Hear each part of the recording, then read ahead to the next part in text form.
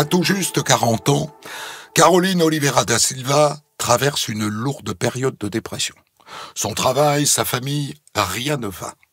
Alors elle aurait pu quitter son compagnon ou changer de boulot. Au lieu de ça, elle a choisi de se suicider et d'emmener avec elle celui qu'elle aimait le plus au monde, son fils de 4 ans, Léo. Sauf que elle a survécu et pas Léo. Explorons ensemble la code B du dossier d'instruction de Caroline Oliveira da Silva. Europe 1, Christophe Ondelatte. Dans le système judiciaire français, le dossier d'instruction contient un sous-dossier appelé Cote B. Il rassemble les rapports des experts psychiatres, psychologues et de l'enquêteur de personnalité. Ouvrons l'un de ces dossiers. Ondelatte raconte. Cote B sur Europe 1. Le 25 mars 2019, à Mérignac, dans la banlieue bordelaise, Caroline Oliveira da Silva, infirmière dépressive, veut en finir avec la vie. Elle ne supporte plus son travail, son fils Léo agité et son mari peu aimant. Alors au petit matin, elle glisse un cocktail mortel dans le jus d'orange de Léo, anxiolytique, plus antidépresseur, plus somnifère. Et elle avale la même chose. Elle veut mourir avec son fils. Mais son plan ne fonctionne pas. Elle survit et Léo meurt. 3 ans plus tard, à son procès, Caroline Oliveira ne se cherche aucune excuse. On voit arriver une jolie jeune femme, elle a une 40aine d'années. Elle est toute frêle, elle fait toute fragile, elle parle tout doucement et elle dit « Je ne veux rien dire, j'ai tué mon fils, je mérite d'être en prison et je veux y rester jusqu'à la fin de mes jours. » Marianne Poineau, avocate générale. L'acte est monstrueux. Une mère qui tue son fils de 4 ans, c'est même pas un bébé. On a des femmes, on a des dossiers de femmes qui accouchent dans des toilettes et qui ne souhaitent pas, parfois avec d'ailleurs une grossesse qui n'est ni désirée, ni même comprise. Là, on est dans une mère qui adorait son fils et qui l'a tué, mais avec une circonstance tout à fait particulière qui nous glace, c'est que avec cette certitude que cette femme n'aurait pas dû être dans le box des accusés parce que la dose de médicaments qu'elle a prise elle-même, puisqu'elle a voulu se suicider avec son fils, elle a vraiment voulu se tuer. Et elle a pris, nous dit l'expert toxicologue, une dose qui aurait dû faire en sorte qu'elle soit décédée. Or, pour des raisons que l'on ne s'explique pas, certainement parce qu'elle a déjà l'habitude, elle a déjà pris des médicaments, vraisemblablement, finalement, elle revient à la vie quelques jours après. Et on pressent que c'est l'horreur pour elle. Oui, c'est son drame, oui. Et elle n'aurait pas dû être là. Et on a presque l'impression qu'elle se réveille dans le box de l'accusé. Et nous, il va falloir que l'on vive avec ça. Avec cette souffrance qui est la sienne, et à la fois, il va bien falloir aussi la condamner pour ce qu'elle a fait. La question qui se pose, c'est pourquoi est-ce qu'elle est passée à l'acte alors qu'elle est décrite comme étant, et elle le confirme, une mère fusionnelle avec son fils, qu'elle adorait par-dessus tout. Elle savait que ça serait son enfant unique. Elle lui a donné beaucoup d'amour et elle finit par lui donner la mort et vouloir partir avec lui. Ordonnance de mise en accusation, page 12. Caroline Oliveira da Silva est née le 14 février 1979 à Brest. Elle est issue d'une famille modeste, originaire du Portugal. Caroline Oliveira da Silva a 3 sœurs aînées dont elle est très proche. Son père, Francisco Oliveira da Silva, était maçon et son épouse, Maria Fatima Oliveira da Silva, était mère au foyer avant de reprendre une activité en qualité de femme de ménage. Au début, elle ne veut rien dire, hein, elle ne parle pas. Elle ne veut pas se défendre, elle ne veut rien dire. Elle dit je suis coupable, je veux être condamnée à perpétuité. Bon, d'accord. Alors une fois qu'elle a dit ça, on est un peu embêté, on se dit bon, voilà, il va quand même falloir que l'on avance. Et elle finit par parler de cette enfance d'origine portugaise, des parents immigrés en France, et un père qu'elle décrit comme étant violent à l'égard de son épouse, violent à l'égard de ses filles, et qui trompe sa femme. Mais on sent qu'elle a pris la distance, qu'elle a pris du recul et elle dit « Je n'en veux pas à mes parents, c'était une époque, c'était comme ça, la vie était dure pour eux, la vie était dure pour mon père et je ne lui en veux pas. » C'est une fille qui est intelligente, qui a passé des diplômes, qui a eu un bac avec une mention, qui a fait des écoles d'art, qui a travaillé jeune, qui est indépendante, qui a acheté un appartement avant de rencontrer son compagnon. C'est une fille qui a une certaine joie de vivre et qui a une certaine force aussi, vitale. Voilà, c'est pas une pauvre petite chose que l'on a en face, c'est pas une pauvre petite chose. C'est vraiment une fille qui a du tempérament. Et donc c'est pour ça qu'on appréhende assez avec beaucoup d'interrogations le passage à l'acte, parce que entre-temps, entre cette enfance qu'elle nous décrit qui est difficile, entre cette jeunesse où manifestement quand même elle s'en sort très très très bien, et ce passage à l'acte, il s'est passé quelque chose. Et c'est ça que l'on a du mal à comprendre. Qu'est-ce qui s'est passé pour qu'elle en arrive là ? Parfois, il arrive que j'ai des échos forcément par la presse, que je sois au courant. La particularité de cette affaire, c'est qu'elle s'inscrivait dans un contexte où il y a eu plusieurs affaires du même type sur Bordeaux à la même époque. Patrice Lenormand, expert psychologue. Je reçois une ordonnance chez moi du magistrat avec un CD-ROM avec les pièces de procédure dedans, alors plus ou moins complètes, et puis en début de procédure plutôt. Et donc on me dit que cette dame est hospitalisée à l'UHSA. Donc l'UHSA, c'est un hôpital psychiatrique entouré de murs de prison avec des surveillants pénitentiaires autour. Et dedans, par contre, ce sont que des personnels du soin. Et donc je vais la voir à l'UHSA de Cadillac, donc je l'ai vue à 2 reprises.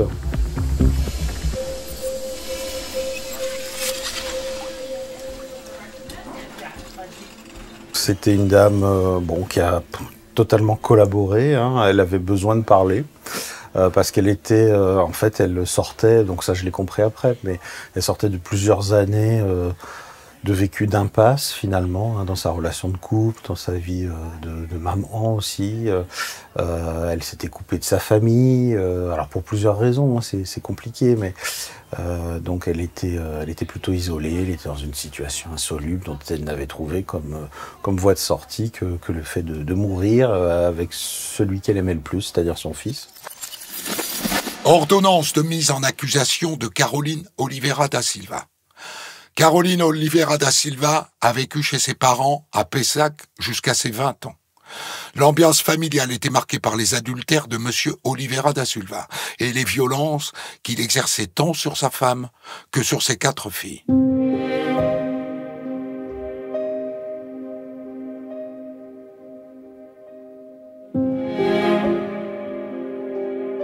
Beaucoup de violence, beaucoup de brutalité dans l'enfance, des réactions paternelle, dit-elle, qu'elle ne comprenait pas. Ça pouvait venir pour pas grand-chose. Elle me citait une anecdote d'humiliation même devant ses amis. Et du coup, c'est quelqu'un qui a grandi avec un masque en fait, et en compartimentant sa vie personnelle avec ses amis. C'est-à-dire qu'elle était invitée à des anniversaires, par exemple, me disait-elle, mais par contre, elle n'invitait personne chez elle.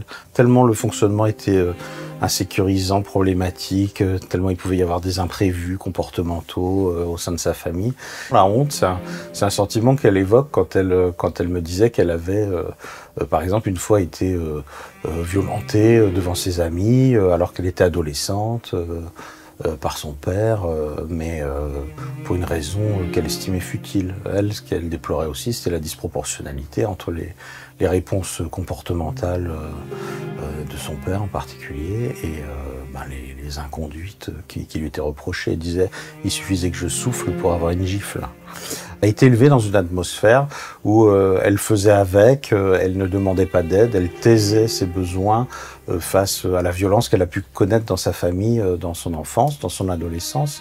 Et c'est quelqu'un qui avait une forte propension à souffrir en silence, sans demander d'aide à personne. Donc elle a grandi dans ce moule-là, on va dire.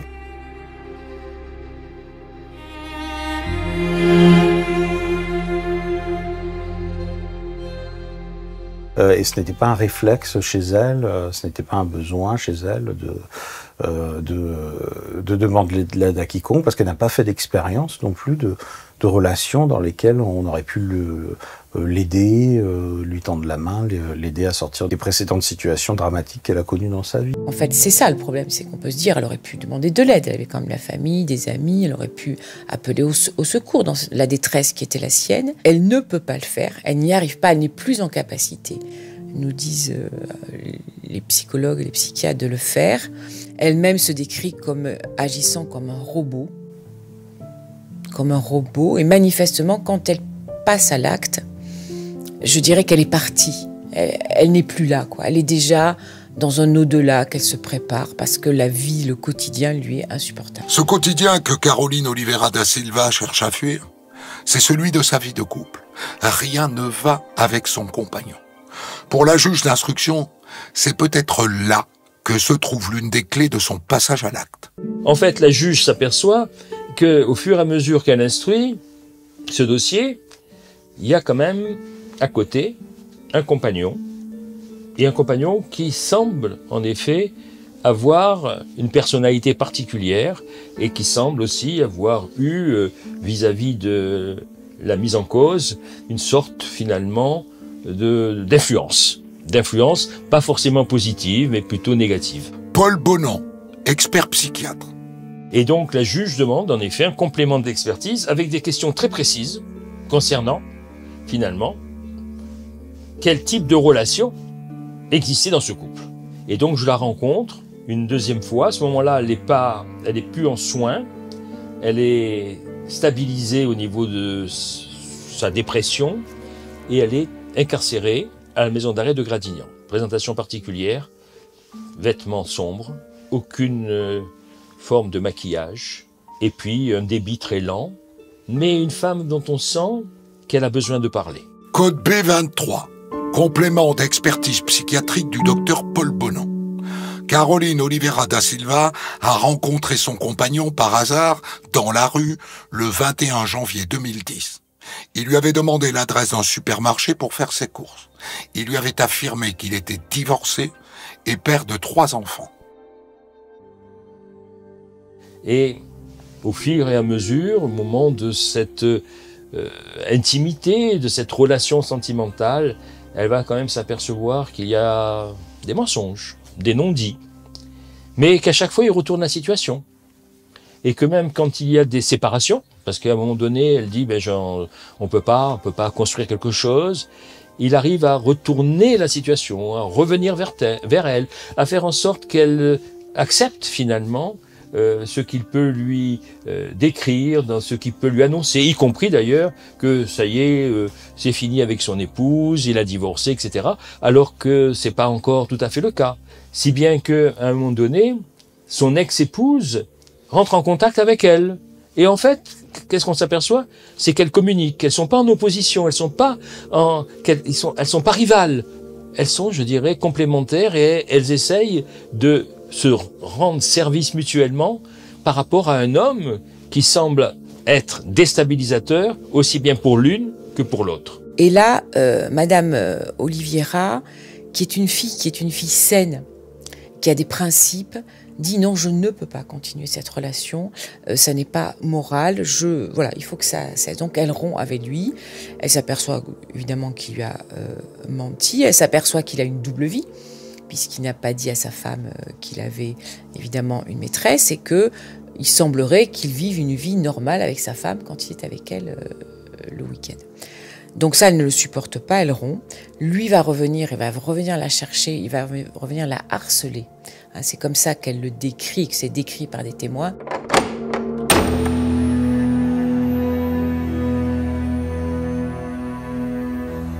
En effet, moi je pense que on peut parler de domination et d'emprise de la part de cet homme. Elle rapporte plusieurs tentatives de séparation, mais à chaque fois il revient à la charge.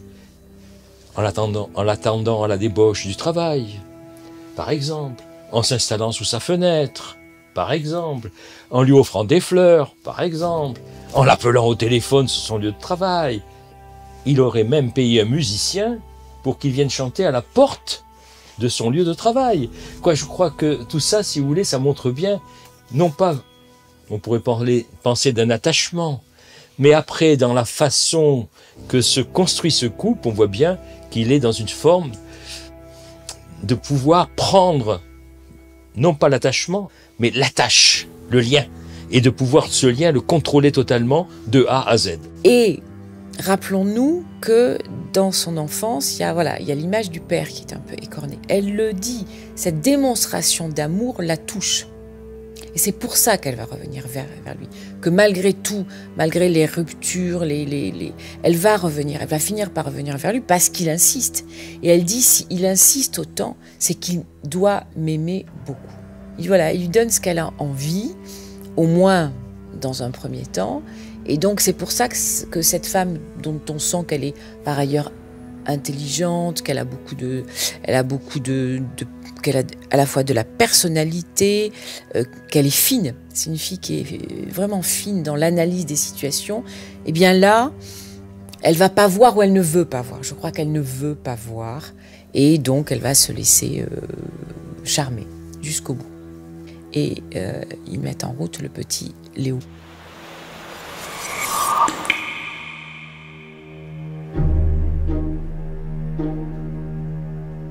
Alors qu'elle sait très bien que ça ne pourra pas être ce qu'elle désire véritablement. Et d'ailleurs, ça se manifeste dès le début de la grossesse, et notamment à l'accouchement, et notamment au début de l'évolution de l'enfant, avec un père qui, de toute évidence, a quelque chose qui bloque. Elle m'a dit qu'il aurait même pensé que son fils aurait pu être trisomique. Vous voyez jusqu'où ça peut aller. Alors que l'enfant n'a pas de faille, ni de déficience, ni de troubles morphologiques, ni de troubles intellectuels. Certes, il est un petit peu comme un enfant, on peut l'être, un peu turbulent, un peu en difficulté, mais peut-être justement par rapport à ce qu'il observe dans le couple parental.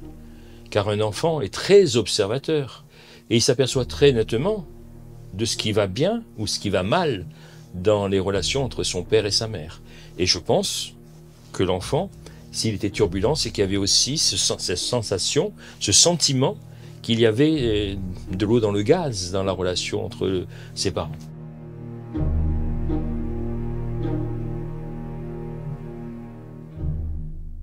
Code B23, complément d'expertise psychiatrique du docteur Paul Bonan. L'examen de Caroline Oliveira da Silva révèle l'existence d'un état anxio-dépressif à cause d'une situation conjugale complexe et compliquée. L'infraction reprochée est à mettre en lien avec ses relations conjugales de plus en plus problématiques, avec ce sentiment qu'elle devait trouver une solution pour se séparer de son compagnon. Alors le couple évolue dans un sens qui est finalement assez logique par rapport à sa psychologie à elle, c'est-à-dire que d'abord, elle sait qu'il n'y aura pas d'autres enfants. Lui, il en a déjà 3 précédemment, il lui a dit, voilà, il y en aura un, il n'y en a pas d'autres. Donc c'est son unique enfant.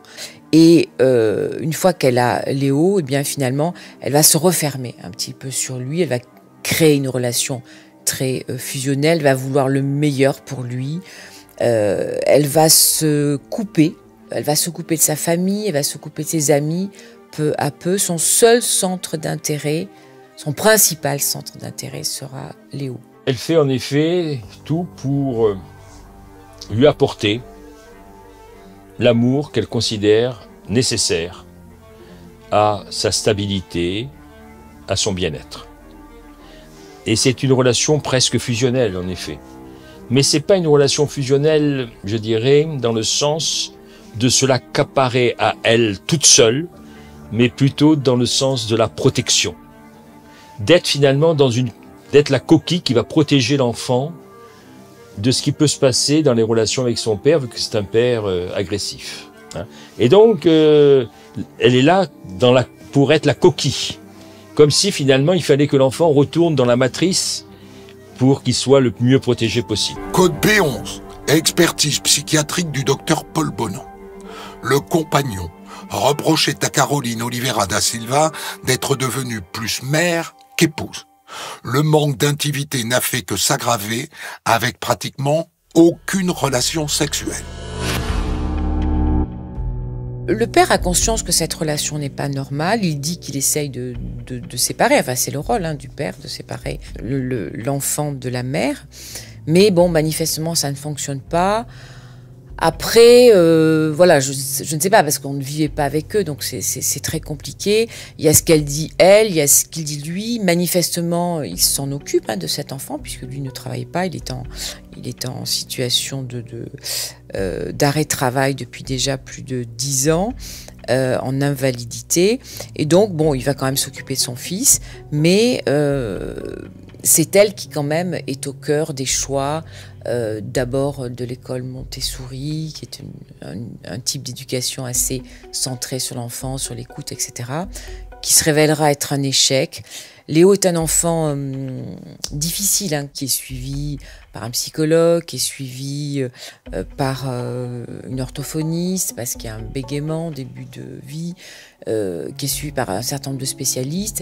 Et il y aura et dans toutes les écoles dans lesquelles il va passer, enfin toutes, il n'a pas fait beaucoup à 4 ans, mais dans chacun des établissements, il y aura des réunions, les parents seront sollicités parce que l'équipe pédagogique dira il y a un problème, c'est un enfant qui a des comportements violents, qui a des comportements inadaptés avec les autres enfants, et c'est aussi ça qui va énormément la toucher, la perturber et la remettre en cause, elle, en tant que mère.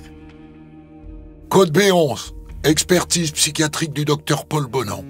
Caroline Oliveira da Silva a analysé sa situation comme étant un échec, avec pour conséquence l'éventualité qu'on puisse lui retirer son fils dont elle était extrêmement proche.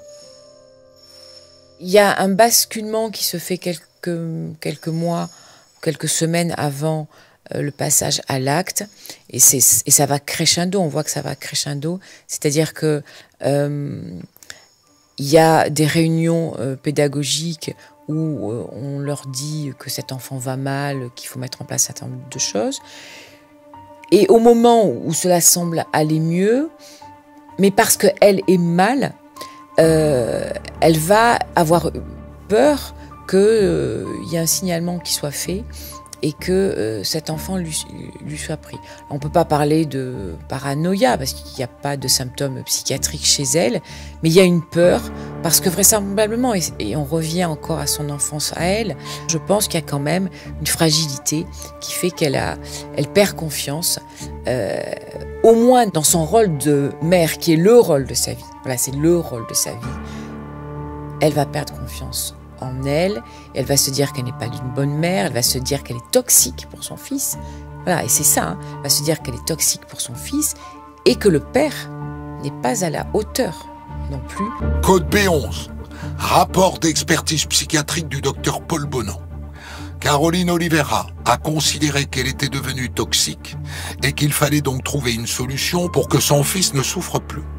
Elle devait disparaître avec lui pour qu'elle soit toujours avec lui dans la mort. Mais pour elle, c'était pas la mort, c'était partir, se détacher de la relation finalement toxique qu'elle pouvait avoir avec son compagnon, même si son compagnon disait que c'était elle qui était toxique, mais de se détacher de la relation toxique qu'elle avait avec son compagnon pour revivre ailleurs, dans un ailleurs meilleur, avec son fils.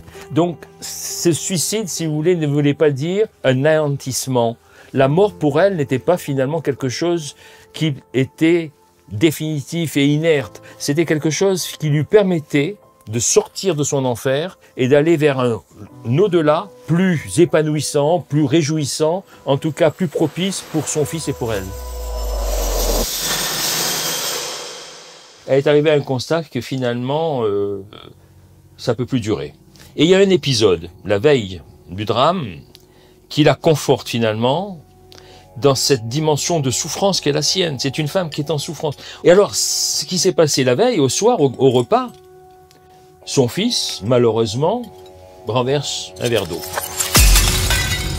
Et le père, donc son compagnon, dit à son fils de lécher l'eau qu'il a renversée sur la table. Et pour elle, c'est quelque chose d'inimaginable, d'insurmontable. Et en fait, elle me dira plus tard que ça la renvoie à une histoire de son enfance où son père avait frappé un chat parce que le chat avait déféqué dans un espace de fleurs que lui-même avait créé. Et donc, on voit très nettement que cet épisode de l'eau et la réponse agressive de son compagnon à son fils l'amène à une conviction, à une certitude, il faut prendre une décision. D'autant qu'elle craint depuis quelques jours, à la suite d'une rencontre avec l'institutrice de son fils, qu'on risque de lui enlever son enfant. Parce que son compagnon dit qu'elle est toxique, et finalement elle se dit, mais peut-être que si mon fils est un peu agité, s'il est comme ça aussi en milieu scolaire, c'est que j'en suis un peu responsable. Et donc, il y a tout un aspect, à la fois d'agressivité du père vis-à-vis du fils, de son sentiment à elle d'être toxique et d'être une mauvaise mère, qui finalement devient insupportable et l'amène à prendre cette décision, finalement, de dire, eh bien, partons ailleurs. À l'expert psychiatre, Caroline Oliveira da Silva raconte comment elle a tué Léo et tenté de se suicider. Quand Léo s'est réveillé, je lui ai préparé son petit déjeuner, je l'ai habillé, il était en train de regarder des dessins animés à la télé. Et là, il m'a mis un coup sur la figure avec son bras plâtré. Je sais pas, c'était comme tout qui s'effondrait autour de moi. J'ai mis un tiers de flacon de Terralène dans le jus d'orange de Léo. Il l'a bu normalement. Et il s'est endormi sur le canapé en regardant la télé. Je suis resté à le regarder, accroupi. Il devenait froid. Il avait les lèvres bleues. Et puis moi, j'ai pris plein d'antidépresseurs. Et j'ai ramené Léo dans ma chambre. Et je me suis couché à côté de lui. Je voulais mourir avec lui. Et le partir ailleurs, c'est le néant. Mais le néant qui n'est pas forcément rien, c'est quelque chose d'autre dans son imaginaire qui peut être quelque part plus beau. Vous savez, les gens qui tentent de se suicider, quand ils n'y arrivent pas et qui sont en réanimation, quand ils se réveillent de la réanimation, qu'est-ce qu'ils voient dans leur lit? Un plafond blanc de la réanimation. Et ce plafond blanc, pour eux, c'est quelque chose qui peut représenter, d'une façon très éphémère, mais quelque chose de autre. Quelque chose qui pourrait être le paradis, en quelque sorte.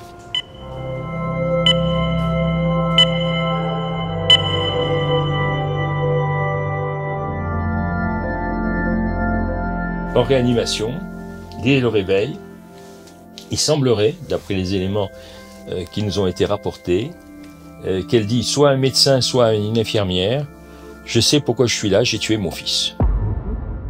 Voilà. Donc, ça montre quand même que cette femme avait toute sa conscience. Là, on est vraiment dans une atmosphère de souffrance entre une mère et un fils par rapport à une situation réactionnelle. Il y a des raisons. La raison, c'est les liens entre le père et la mère et les liens entre le père et le fils. Et une mère qui est au milieu, il y a une triangulation. Donc c'est pour ça que c'est très névrotique. Il y a une triangulation entre trois personnages. Et dans cette triangulation, eh ben, il y a deux des personnages qui doivent s'échapper comme pour survivre. Et en fait, le paradoxe, c'est pour survivre, il faut mourir. Elle me touche parce que c'est différent de la majorité des expertises, hein, faut être honnête. La majorité des expertises, c'est des affaires de mœurs, hein, ou criminels au sens d'homicide. Là, on est vraiment dans une dimension, je dirais, où on sent qu'il y a des émotions, des affections. Et on ne peut pas rester insensible à cela, même si on doit garder une distance. C'est tout à fait indispensable. Mais dans cette distance-là, on s'aperçoit qu'on est face à une femme qui était en désespérance, et que cette désespérance-là l'a amené à un acte qui va aggraver sa désespérance, mais en quelque sorte aussi la libérer. En octobre 2022, s'ouvre devant la cour d'assises de Gironde, à Bordeaux, le procès de Caroline Oliveira da Silva. Fidèle à son comportement tout au long de l'instruction, elle assume tout. Elle assume tout le temps, elle le dit, elle le répète, elle pleure, elle dit « je suis la seule, je suis désolée d'avoir fait de la peine au père, d'avoir fait de la peine aux grands-parents, à la famille ». Jamais elle ne va reporter la responsabilité sur d'autres.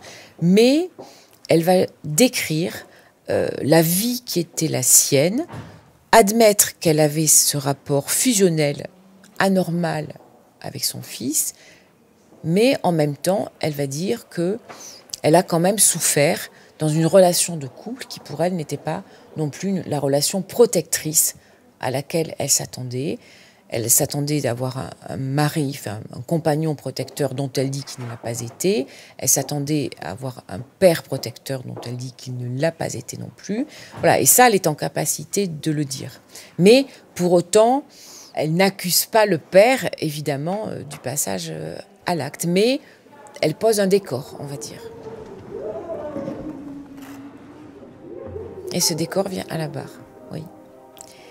Et pendant 2 heures à peu près, je crois 2 heures, il va être interrogé par la présidente de manière assez sans concession. Mais c'est difficile parce que alors moi du côté de l'accusation c'est compliqué parce que le père c'est quand même il est partie civile, hein, c'est son fils qui est mort. Hein. Il faut jamais l'oublier. Donc il est partie civile. Donc j'ai pris le parti de rester assez discrète. Je laisse faire la présidente, je ne lui pose pas de questions, je laisse faire la défense aussi. Mais en fait, on n'a pas besoin de faire grand-chose. C'est-à-dire que le comportement qui est le sien à l'audience suffit à comprendre la personne qu'il est. Et il va ne parler que de lui, c'est je pense que... Et on voit au travers de ses propos qu'il pense pour elle, quoi. J'ai pensé qu'elle aurait dû, je lui ai dit que, voilà. Et on voit qu'il a un ascendant sur elle.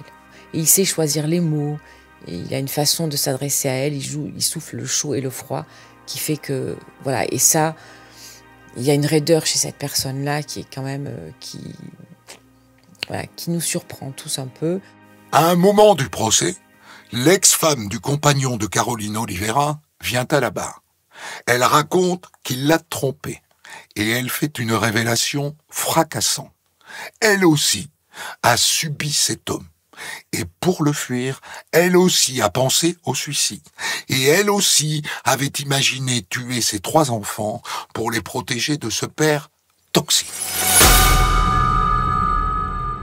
On est glacé parce qu'on se dit que quand même 2 femmes qui ne se connaissent pas et qui ont eu à distance la volonté de faire la même chose,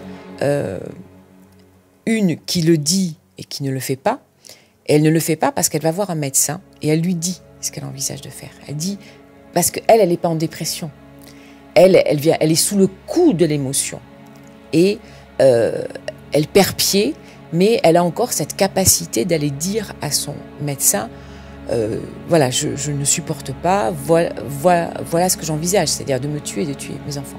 Et évidemment, le médecin comprend très bien le drame qui pourrait se nouer, de suite décide de l'interner, appelle le père, lui dit venez récupérer les enfants, je fais interner votre épouse. Alors que chez Madame Oliveira, elle n'est plus dans cette capacité-là d'en parler. Enfin, je le crois. Elle aurait pu, hein, peut-être qu'elle aurait pu, mais il se trouve qu'elle ne l'a pas fait. Et elle est en dépression majeure depuis déjà plusieurs semaines. Donc elle n'est plus dans cette capacité. Mais cette concordance de comportement de 2 femmes qui sont amoureuses d'un même homme et qui toutes 2 envisagent de se tuer et de partir, c'est-à-dire de tuer leurs enfants, c'est assez inhabituel quand même. Faites entrer l'accusé. Je n'ai aucune circonstance atténuante. Aucune. Ma vie n'a pas toujours été facile. Mais j'avais pas le droit de tuer Léo. J'ai tué mon fils. Il n'y a rien de plus monstrueux. J'aimais Léo. Il aurait eu 8 ans cette semaine. Ma place est en prison. Je mérite la sanction que vous m'infligerez. Toute autre parole serait indécente. Enfermez-moi pour toujours. Elle veut perpétuité. Bon. Moi non. Moi non, parce que d'abord, nous disent les psychiatres, et de toute façon sans doute, il n'y a pas de dangerosité criminelle chez elle. Hein. Elle ne va pas récidiver.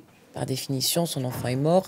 La seule récidive que l'on craint, c'est son suicide. Moi, j'ai essayé de faire passer le message d'une société qui n'est pas vengeresse par rapport à un acte qui est à la fois monstrueux, mais qui n'a pas été commis par un monstre. Voilà, c'est l'idée que je veux faire passer. Elle n'est pas un monstre. C'est juste une femme qui est en souffrance terrible, qui n'a pas pu demander de l'aide. Elle mérite de payer pour ce qu'elle a fait, mais elle ne mérite pas de payer aussi cher. Parce qu'en fin de compte, la prison, c'est rien.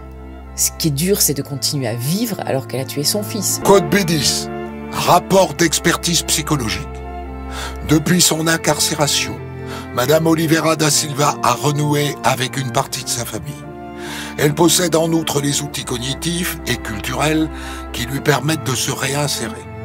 Néanmoins, des soins psychiatriques et psychologiques sont indispensables, si possible dans un cadre pénalement obligé, un risque suicidaire à distance n'étant pas exclu. Moi, je suis également quelqu'un qui reste optimiste en général par rapport à l'ensemble des affaires, car je crois que l'être humain est un être malléable et qui peut tout à fait se modifier. Paul Bonan, expert psychiatre. Alors d'abord, elle a certainement pu percevoir qu'elle n'a absolument pas été lâchée par sa famille, par sa mère et par ses sœurs. Et ça, c'est très important, parce qu'à un moment donné, son compagnon a fait en sorte de la détacher de sa famille. Donc il faut qu'elle prenne bien conscience qu'au contraire, ses sœurs et sa mère ont finalement tissé encore des liens plus forts avec elle. Il faut qu'elle prenne aussi conscience que dans ce qui a pu être dit justement au cours de son procès, d'en tirer tout ce qui peut l'amener à bien intégrer qu'elle n'était pas dans le faux par rapport à son appréciation du comportement de son compagnon. Et certes, son fils n'est plus là, mais il faut qu'elle arrive à pouvoir se reconstruire et donner une autre image d'elle que celle que certains ont bien voulu lui faire passer d'elle, et notamment son ex-compagnon, car c'est une femme sensible, qui a du mal certainement à gérer ses émotions, mais qui est tout à fait une personne qui a du sens, qui a des fibres d'amour, et qu'elle est certainement en communication, à sa façon, avec son fils.